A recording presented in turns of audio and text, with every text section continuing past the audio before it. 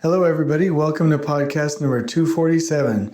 Are you ready to hear about how to bring flow back into construction? Stay with us. This is the Elevate Construction Podcast, delivering remarkable content for workers, leaders, and companies in construction wanting to take their next step. Get ready to step out of your comfort zone with Jason Schroeder as he encourages you to do better, live a remarkable life, and expect more. Let's go. Welcome, everybody.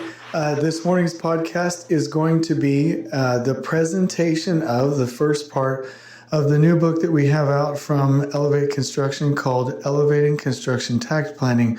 And the reason that I'm putting this onto the podcast is because, first of all, takt planning is this relatively new thing out there in the industry, although it's been done for probably centuries, at least a century. And it needs to become one of our main focuses because it's the key to bringing flow back to construction and enabling every other single thing that we talk about in this podcast. And so instead of waiting the 30, 45 days, the additional days that it will take to come out on Audible, we will release this now and release it on Audible for everybody listening. So whether I'm going to do my best to do release them every half day, meaning every 12 hours, but worst case scenario, I'll release this over the next 4 days as we get these out. But I really highly encourage you to listen to this book and to absorb it, because in construction, there's probably not a more important topic for us, because everything comes down to flow. So what I'm asking you to do is, in exchange for me publishing the audio here for free, which my wife narrates for us, please share this information. We need to get takt planning out there in the open. It needs to become popular, and it needs to become one of the biggest things that we focus on in construction. So without further ado, here you go. Here's the beginning of Elevating Construction Takt Planning. Elevating Construction Takt Planning. Written by Jason Schroeder, with Spencer Easton. Edited by Joan Wilden. Narrated by Katie Schroeder. Why? Anything and anyone that is great should compel us to find out why first, and then how. Why did we write this book? We wrote this book because most construction projects do not finish on time. Because there is a better way of running projects. Because the success of the cost, quality, and safety of a project is ultimately determined by the execution of the schedule. What are the implications of an improperly scheduled project? Disrespect for workers and the families of everyone involved with the project, both of which are unacceptable. If we want to bring respect back to workers and keep family time sacred, we need to bring flow back to construction through correct scheduling practices. Results are interconnected and dependent on one another. We wrote this book as a call to respect people and to respect resources, qualities too seldom seen in the mad rush of current construction practices with our outdated and ineffective techniques. This book is intended to save lives, care for workers, train leaders, and preserve families. Additionally, this is the definition of lean that we espouse at Elevate Construction: respect for people and resources, stable environments, and continuous improvement. Takt planning is a strategic initiative in creating a stable environment. How can anyone continuously improve in a chaotic environment? How can stable environments be built with the exclusion of deep and abiding respect for people and resources? To bring this respect, training, and preservation back to construction, we have to get the formula right for lean. We have to bring back stability, which allows for respect and continuous improvement. We have to bring back flow. Takt does this.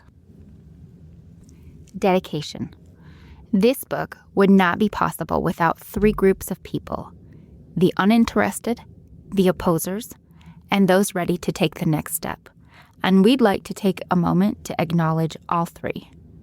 For those of you who make your living off the old systems, this book is dedicated to the possibility that we can eventually come together, stop worrying about our own careers and paychecks, and turn our focus to the wonderful workers in our industry who make the magic happen. If you can confidently promulgate the old ways of push and pull in construction and still feel you are taking care of people, then we will go to hell and back with you to collaborate and reach a compromise. For those of you who choose to oppose this work and the values that Elevate Construction seeks to foster within the industry, this book is dedicated to the battle your existence has necessitated.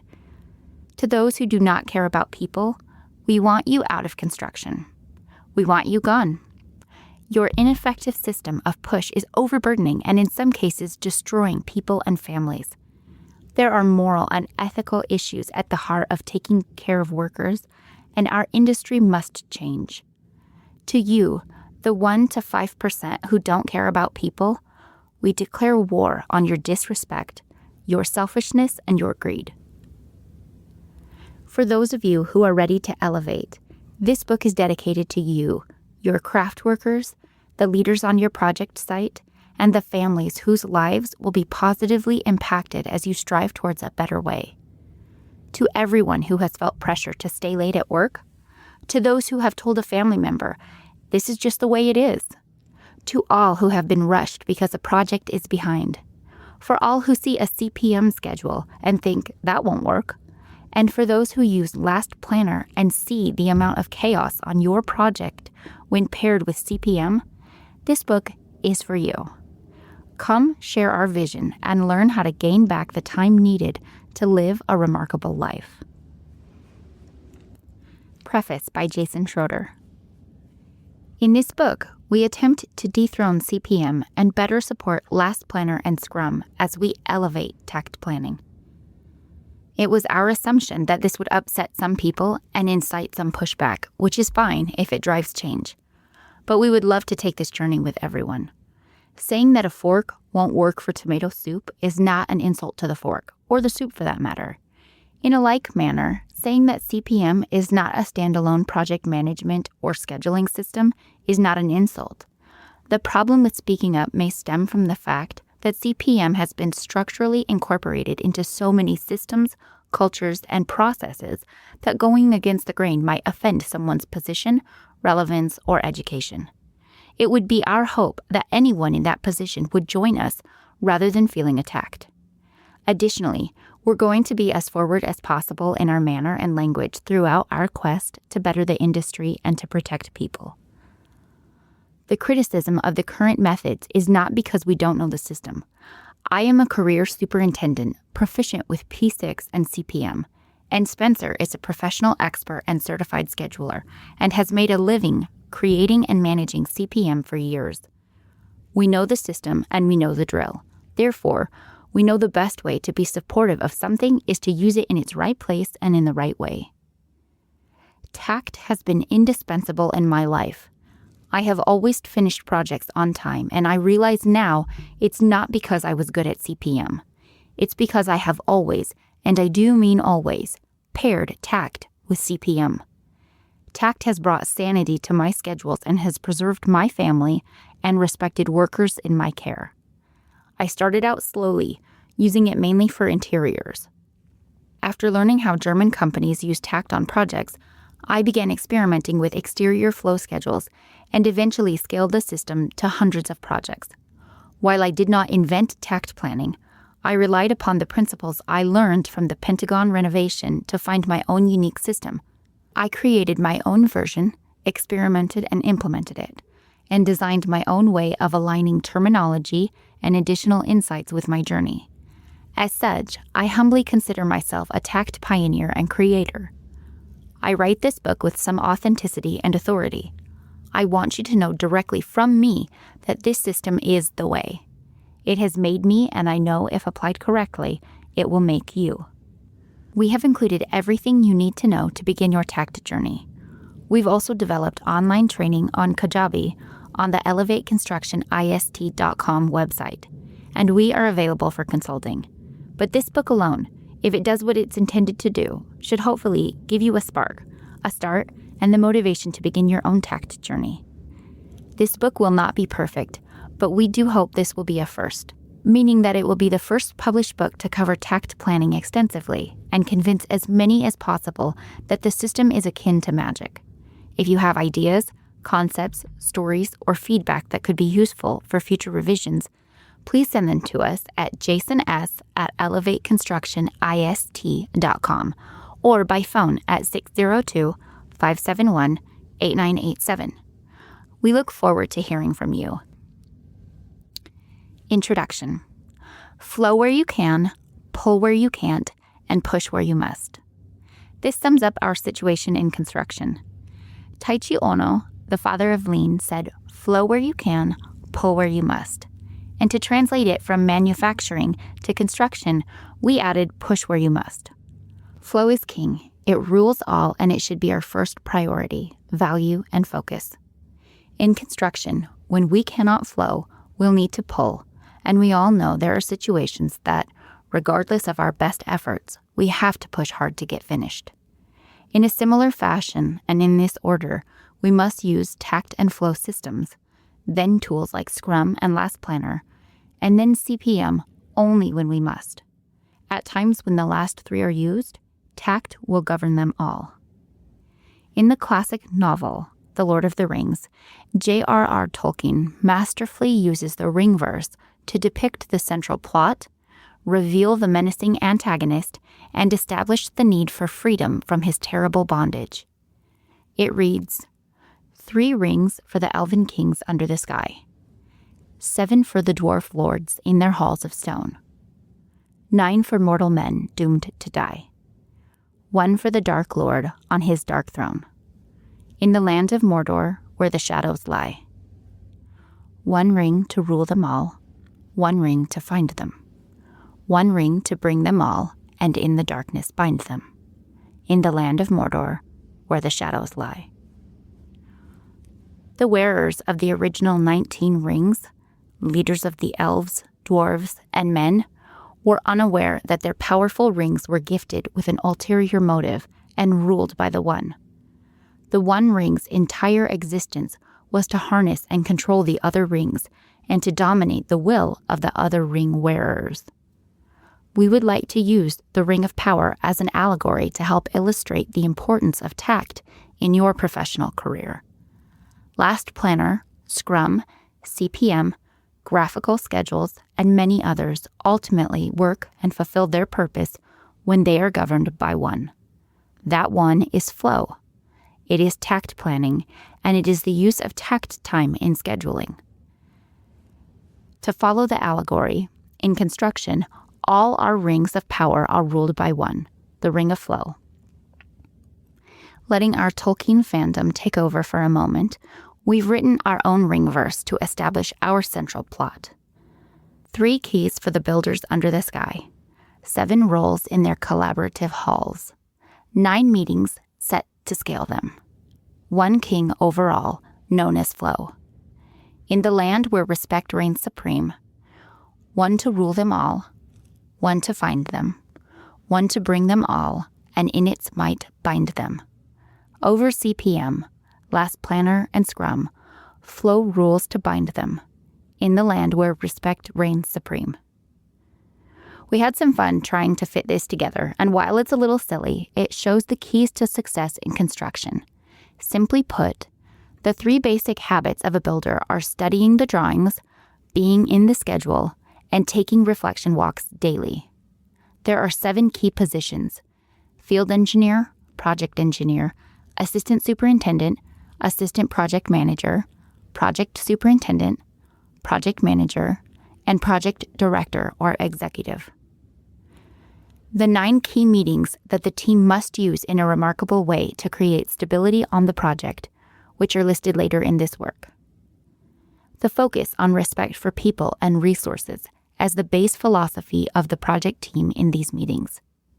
And the tactical standing order of maintaining flow where we can to guide the team's effort to create stability and to govern all other systems. 1 ring to rule them all.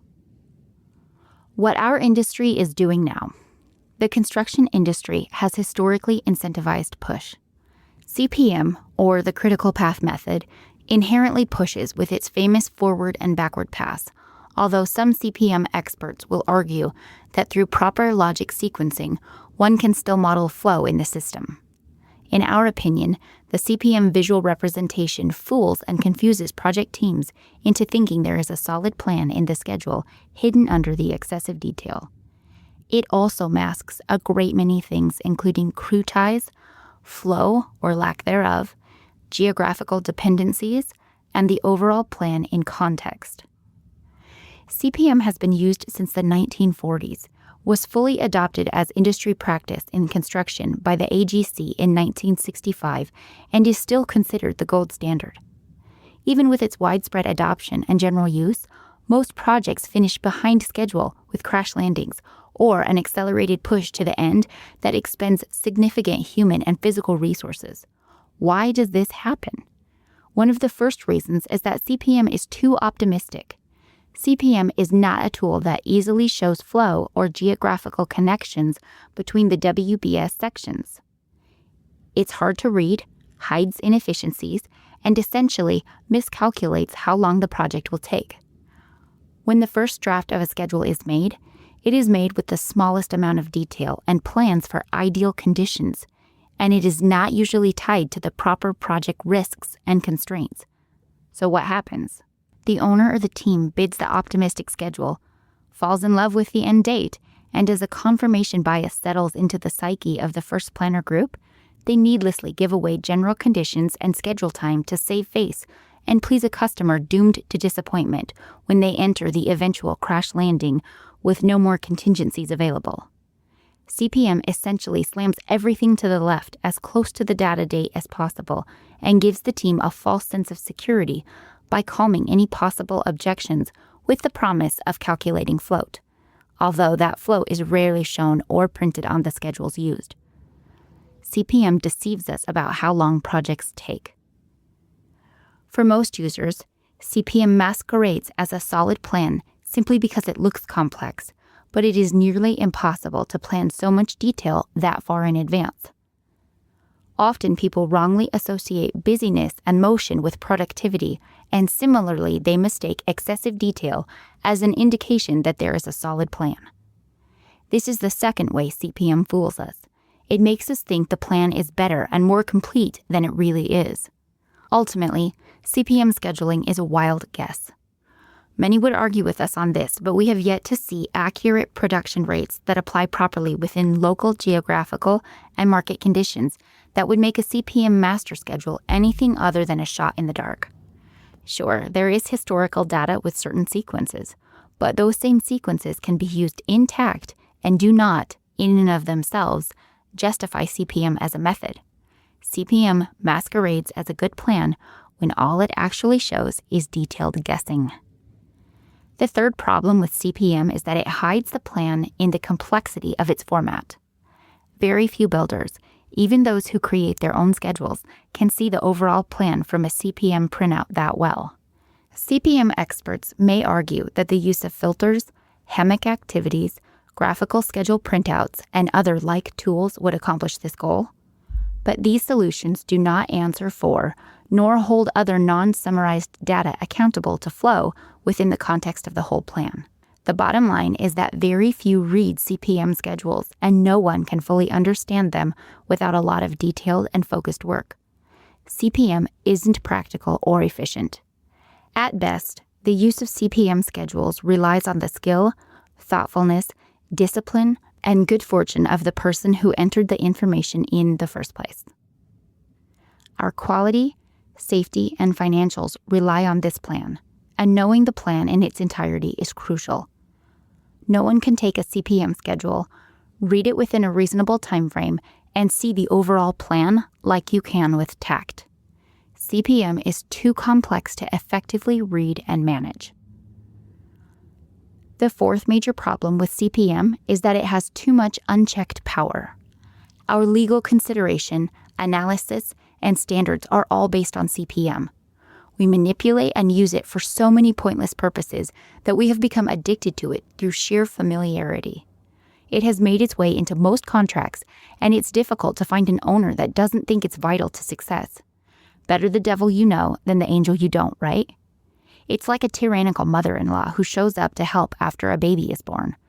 It sounds like a blessing in the beginning, but over time she's bossing everyone around, bad-mouthing you for every move you make, and disrupting your family's peace and stability. She remains in the house only because the damage to family relationships and drama it would cause if you spoke up makes sending her home seem so much harder than just enduring her presence. Conversely, you might welcome her with open arms if she fit in the way you needed her to, if she had self-control and checked power, and if she would stop abusing your family. In a like manner, Takt can hold CPM accountable if CPM stays within its rightful place, which is under the control and accountability of Takt. The simple fact that CPM reigns supreme in construction is exactly the authority that leads to its unrighteous dominion. The concept of CPM isn't necessarily a bad one when kept in its place. The problem is that it is not currently in its place. It is our hope that this book will succeed in dethroning CPM as the gold standard of scheduling. This will come with a lot of pushback from those who make a living teaching and promulgating this ineffective system, but we're ready. Let the fight begin. As we said in the introduction, there should be one that governs them all, Takt or any flow system. Even if the industry persists in the use of CPM, Takt is the best accountability partner. To use another human analogy, CPM is like the spouse that overprograms a Saturday, and Takt is the other who brings the duo back into reality by realistically planning what should be done within the time allotted. In that scenario, the only way to have a great Saturday is to use the common sense partner or pair them together. But never should the optimistic and unrealistic partner plan the Saturday alone. The fifth problem with CPM is that it institutionalized hiding problems. Professionals in construction can simply adjust a few logic ties and make some well-hidden changes to make the negative float go away. In fact, when using Takt, new practitioners might say, "Takt doesn't work. I'm constantly seeing problems in this system, and we're not tracking to finish on time." This is precisely because Takt is a productivity paranoid system that reflects reality and brings all problems to the surface. The true lean scheduling system, Takt shows what is actually going to happen. CPM hides things, and builders feel falsely content and happy in the moment until the evidence that the team will not finish on time is irrefutable, oftentimes too late. CPM also contributes to superintendents developing dragon sickness. Dragon sickness, borrowed from The Hobbit this time, is our label for the many non-transparent, possessive, and siloed supers that hoard over their schedule like a dragon hoards over his gold. They covet the power and security that comes from being the only one who knows the plan, simply because they are not confident or competent enough to work with the team and let the team, together, own and know the plan. CPM encourages this bad behavior and destroys collaboration with a promise that the super can reign supreme in the secrecy of being the only one who knows the plan, at least in part. The problem is that CPM lacks transparency.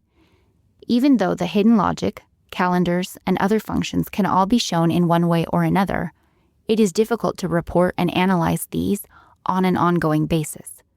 There is so much concealed within a CPM schedule that other systems are needed for quality control to make sure there is no missing logic ties, open ends, open finishes, loose ends, redundant logic, loops, bad ties, crew ties, hidden lag durations, and an exorbitant amount of predecessors, out-of-sequence activities, status greater than the data date, constraints, negative float, and many others. This entire system has to be monitored in such a way that it wastes time due to its complexity and being unable to easily see when issues appear. It is a temperamental system prone to quality mistakes and errors. Additionally, there is little value to knowing all these metrics if they only show that the schedule is in trouble, without showing why and how to recover it. Takt is the only system that will show the team why and where to focus to recover. Right now, the industry standard is to plan the project with CPM, print look-ahead schedules, and build from a 3-week schedule. This will continue to cause the aforementioned problems, and our mission is to share with you information about those issues and their remedy throughout this work. Our industry is currently benefiting from the Last Planner system. Typically, in the new approach, CPM schedules are created that identify milestones. With the use of the Last Planner system, pull planning is done to the milestones. Make-ready plans detail out target dates for manpower, materials, and information. And the weekly work plan becomes the production control tool of choice from which the percent plan complete can be tracked as the project team huddles to execute daily work. This is a great step in the right direction, but it won't fully be supported until CPM stops leading as the unruly master with its unrealistic end dates and poor preparation. This book will show, in the form of a fable and instructional writing, what we can do to solve these problems, or rather, these opportunities. So, why the need for this book? In The Lord of the Rings, it was not originally known that one ring held power over them all. Similarly, in construction, we have not come to the conclusion yet, as a whole, that flow rules all other efforts and that it must reign supreme. Our story is one of teamwork, transparency, and success by beginning with respect, creating stability, and continuously improving. Because construction relies so heavily upon supply chains of materials, manpower, and information, the rhythm of a project and the overall throughput will always need to be the first key considerations, even if we employ agile techniques on a short interval basis.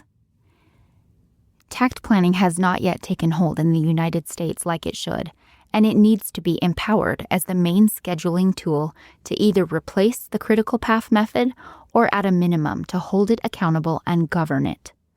One of the main reasons the construction industry still typically produces projects behind schedule, with a crash landing at the end and with poor quality, is because we incentivize this with the variation, lack of transparency, and chaos that comes from CPM scheduling.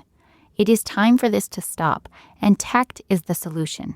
We have written this book in a manner to match the fables used in Patrick Lencioni's books. From here, you will be introduced to the concept of flow and takt planning in our story, after which we will detail how to implement takt successfully so you can implement the use of flow and takt planning on your projects. Please join us next time in elevating the entire construction experience for workers, leaders, and companies coast to coast.